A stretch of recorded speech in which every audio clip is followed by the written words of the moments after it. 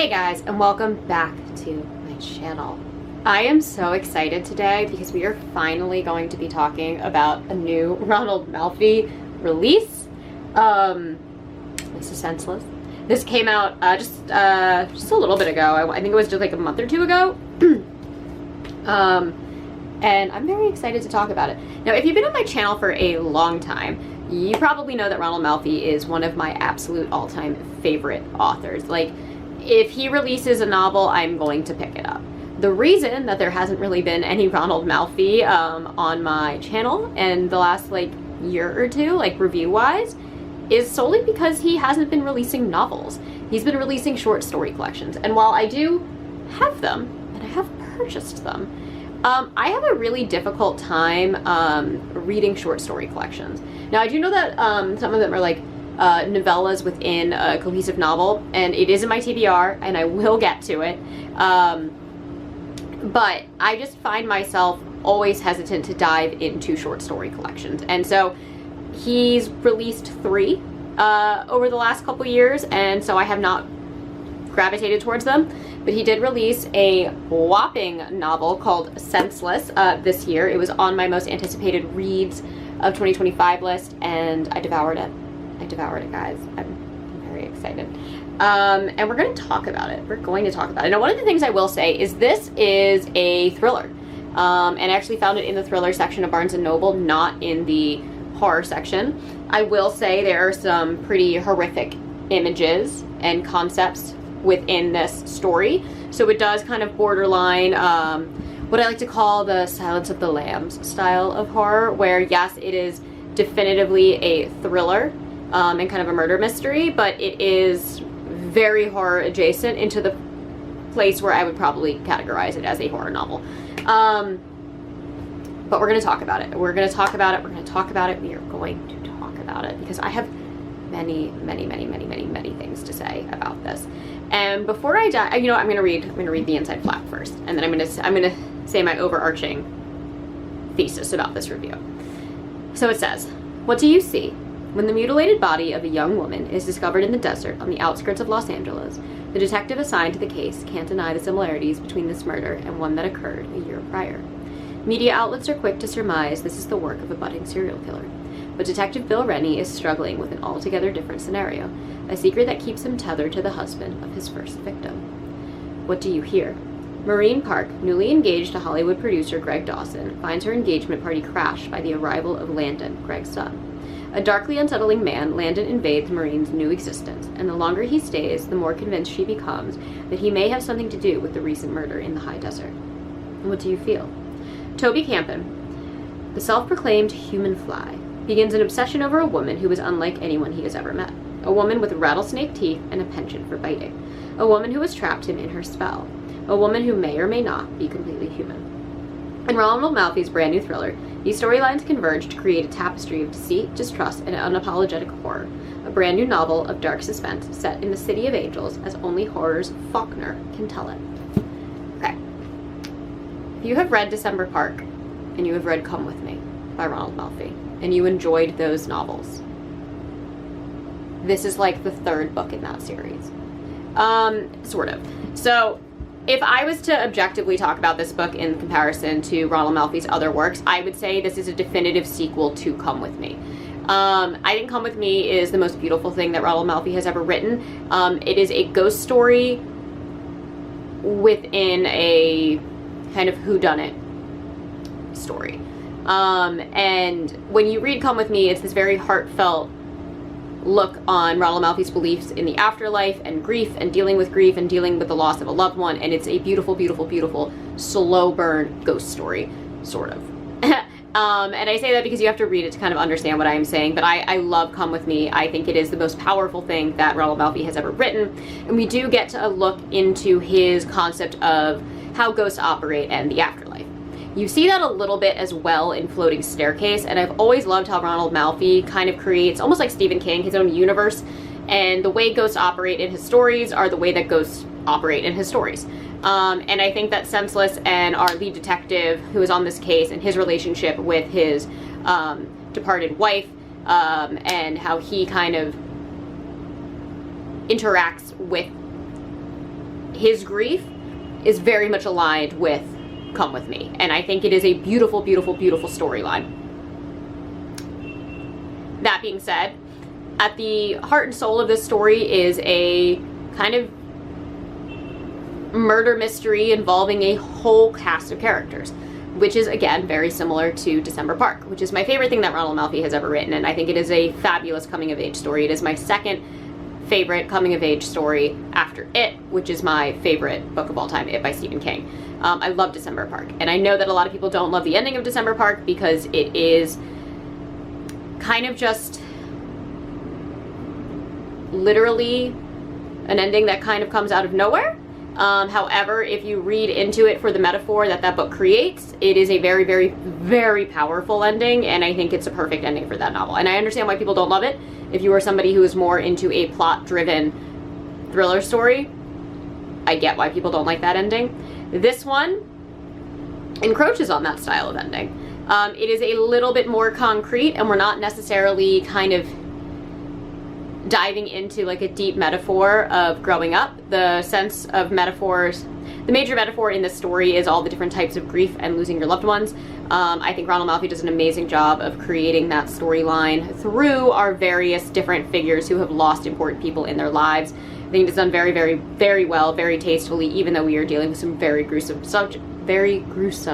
subject matters. However, I liked the ending. I liked the ending quite a lot, and I understand why, again, people might not like it because they think it's kind of vague. And I can see how if you just kind of read through it at face value, there are a lot of questions that seem unanswered. I actually believe all of the answers are there. I just think that they are very much heavily implied and not spelled out for us. But yeah, this is a very gruesome, gruesome book. And I loved almost every single second of it. So this was a 5-star read. I have very, very, very few issues with this, but we're going to talk about it for sure. I don't really think I'm going to go too heavily into spoilers because I don't really think they matter. I don't think, like, me talking about the ending of this novel and revealing the twist and the big reveal is going to change my opinion on this book and what I want to give to you guys. But we'll see how this review goes. But for me, the most intriguing part of this entire story is our detective. I think that Detective Bill Rennie is a fantastic character. I think he's a fantastic snapshot of grief. He actually reminds me quite a lot of the main character in The Sundowner's Dance by Todd Kiesling that I just read. I saw a lot of similarities. It is a man grieving the loss of his wife who he planned on growing old with and now all of a sudden is alone. Of course, this happened to a much younger character than in Sundowner's Dance. But I thought Bill Rennie was an amazing detective, and I loved seeing so many flaws in the LAPD. LAPD is very notorious for having a lot of cases gone awry and shoddy police work, and I think this is an interesting way to kind of take that stereotype that has happened with the LAPD, put some humanizing into the reasoning behind it, but still really highlight those flaws. And I think Bill is a great character. He's a very deeply, deeply flawed character who makes a lot of errors based on his own emotions and personal beliefs. And I think his storyline is without a doubt the strongest, and therefore I think it's appropriate that it is the most dominant storyline within this. I really like that this, at the core root, does have 3 stories that are all intertwined, but we really pay attention primarily to this detective story. And that is what keeps this book really, really fast-paced. I did actually quite enjoy the storyline as well with Maureen, and how she is engaged to this Hollywood producer, and his son comes in, and the son acts as a very strong, I don't want to say red herring, but definitely a character to really focus on. And he does feel important to the story, and I really like the climactic result of that storyline. I thought it was shocking. I thought it was disturbing. I thought it made sense in the criticisms that Ronald Malfi is also trying to make on the kind of classism that exists in the world, and kind of the rich versus the poor, and the different relationships that people have with their children based on different circumstances. And I think the whole climax of that story, revealing Greg's relationship with his son Landon, how Landon responds to his entire life, as well as his interactions with Maureen, and then the big reveal about Maureen at the end, which is one of the more subtle unanswered questions. But I don't think that her storyline really needs to be answered and have like a full written out explanation to understand what that reveal means for her character, because at the end of the day, when Ronald Malfi writes, he's really writing plot heavy books that focus deeply on character development, and again, that is the major factor of Come With Me as well as December Park, which is why I think if you like those two novels from Malfi, you will love Senseless. And then we look at our Human Fly storyline. This storyline to me was definitely the one that I was confused by the most. I think I got most of it. But it was really interesting being in the mind of somebody so deeply delusional and understanding what they were seeing from their perspective and how it played out in the entire story as a whole. I think that we do get to a few chapters, especially when Toby is out in the desert, and his hallucinations are really starting to take over, where I really wasn't quite sure exactly what was happening. It became very difficult to kind of infer what was happening in reality versus what was just happening in his brain, and how certain things were working and relating to the story as a whole. And for me, that was definitely where this novel felt that the vagueness needed to be a little bit more concrete just in the ending. But beyond that, I didn't think it hindered the novel too much. I guess I am going to get into spoilers on this. I'll do spoilers in just a little bit, but I do want to talk about the setup of the case and the structure of the story, because I did think that it was really, really well done and very, very, very strong. I loved the kind of time jumps. I loved how we were able to see the two different murder cases in their aftermaths up front, and then how all of these different people responded to it. Specifically, our main character, Bill, and the doctor, our first victim's husband. I really, really enjoyed the whole flashback chapter that takes place to really set the scene for where we are in the present without feeling like the background story needed to be more than what was presented to us. I really felt like we had a really good layout of who all of our major players were, who all of our suspects were, how the LAPD was operating, what was going on in Bill Rennie's mind, and how he was functioning in relation to everything else. And then again, how all of the smaller storylines that were, again, two of the major storylines kind of came together with Bill Rennie's story. I thought the structure of this novel was absolutely fantastic, and I never felt overly confused by any of it. And I think Malfi was great at just creating these moments where you could really understand the plot that was happening without it getting overly wordy or overly drawn out. I really feel that the only time that I felt myself really just kind of exhausted with some of the stories, again, goes back to some of the delusional scenes with Toby, because I just wasn't quite sure what was happening and what was real and what was meant to be taken at face value. I think that they started to get a little too introspective and didn't quite tell me exactly what I needed to know. So now we're going to jump into spoilers, and I really didn't want to do spoilers, but there are a couple things that I think I want to talk about, and mainly how like they resonated with me versus maybe how they resonate with you if you've read this novel, because I don't think that the ending is vague. So the spoilers are starting now. Spoilers are starting now. I don't think the ending is vague. I think the ending is very much clear-cut. It might just not be laid out for us. Dr. Allen killed his wife. We just don't know how he got away with it. That is my reading of the end. He had studied to be a surgeon, that's told from the beginning. The first victim's body was definitely mutilated by a surgeon, and then he covered it up when he found a scapegoat in the mechanic, and he was able to get the lead detective to get his hands dirty through his own grief and by being manipulated, because hey, guess what? He's a psychologist. He was very, very easy. It was very easy for Dr. Allen to manipulate Bill and get him into a vulnerable place where he knew he would help him in the disposal of the body, so that we know that there is a scapegoat and that he will never get turned in. He then used the cameras at the end to reveal that to Bill, so Bill knows he can never do anything about it.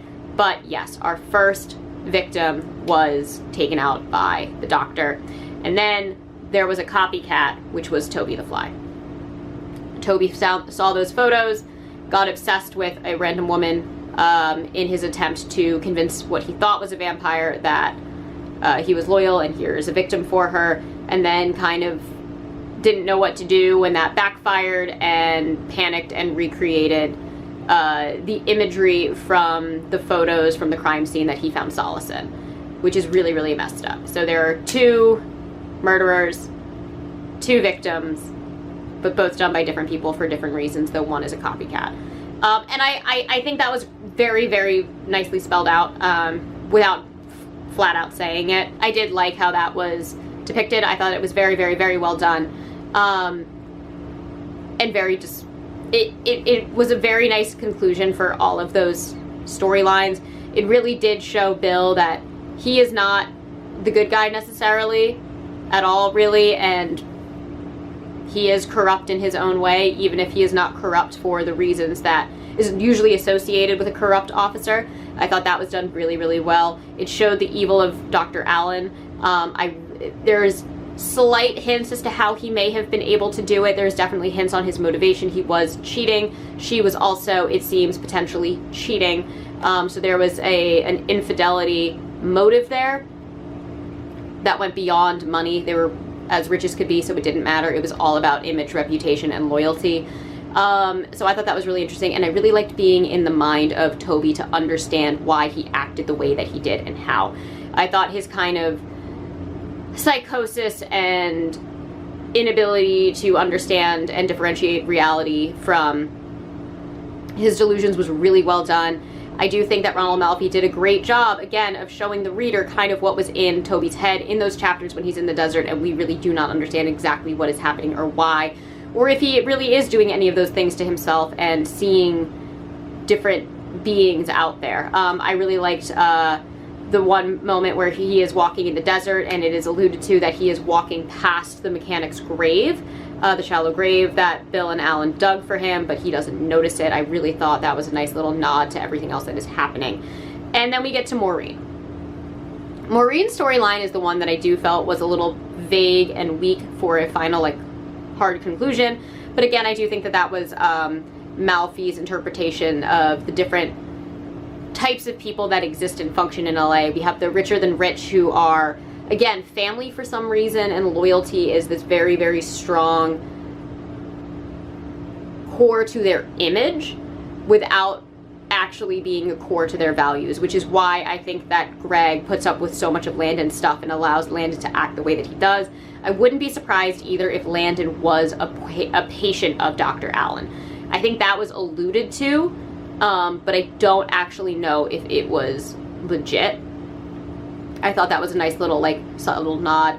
But the relationship between Landon and Greg versus the unknown relationship between Maureen and her son, and what is kind of driving her to run away from who she is and run into this kind of fabricated world, and having Landon as this mirror holding up to her, just like in her story, all of the flaws of what she had to face with her own life, which again might not have been infidelity, that might have been how she wrote about it, but I do think that with her, hers was carelessness, and that was what a lot of her novel was actually about. And people were taking it too literally when she was really writing about grief, which is exactly what Ronald Malfi is doing here, is he's writing different ways to deal with grief, and he's talking about how you can use a senseless story like this to kind of rationalize grief in other ways. And that is the beauty of being an author, is being able to write these fictionalized worlds in which you can come to terms with things that could be happening in your life or things that people experience every single day. And I thought that was a really nice way where we do see that in this story, because I feel like Ronald Malfi, kind of like Stephen King, likes to put himself into a lot of his books.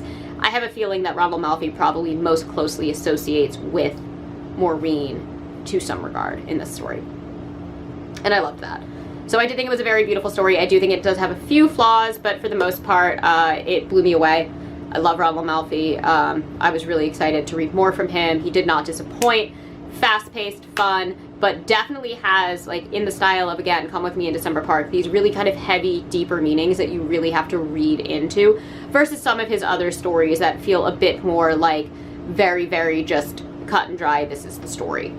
and he always has these elements of like humanity within his tales, but like when you read like Bone White or The Night Parade, like yes, those moments are there, but they feel more plot driven than character and metaphorical driven, even though he's very good at kind of doing all three always. But I think this is a definite standout to me, and it is definitely, in my opinion, an unofficial sequel to come with me. So if you enjoyed that novel, please pick this up. Definitely check some of the trigger warnings. It's graphic, it's gruesome. There's some assault in there. It is also very crime driven. It's more of a crime thriller than it is a horror novel, but still absolutely fantastic. I could see this being like made for TV, like miniseries or a movie, and I would devour it. It was so good. I'm so happy with this because I've been in such a reading slump recently, and this was just the breath of fresh air that I needed. Anyways, that is all that I have for you guys today. As always, I try to post every Monday and Thursday. Hopefully, I'm trying to get back to my 2 schedules, my 2 to 3 post a week schedule, but hoping for this. So that's what I'm trying to do right now. This was probably going up on a Tuesday though. And if you enjoyed these videos, please hit the like and subscribe buttons down below, and I will catch you on the next one. Mwah.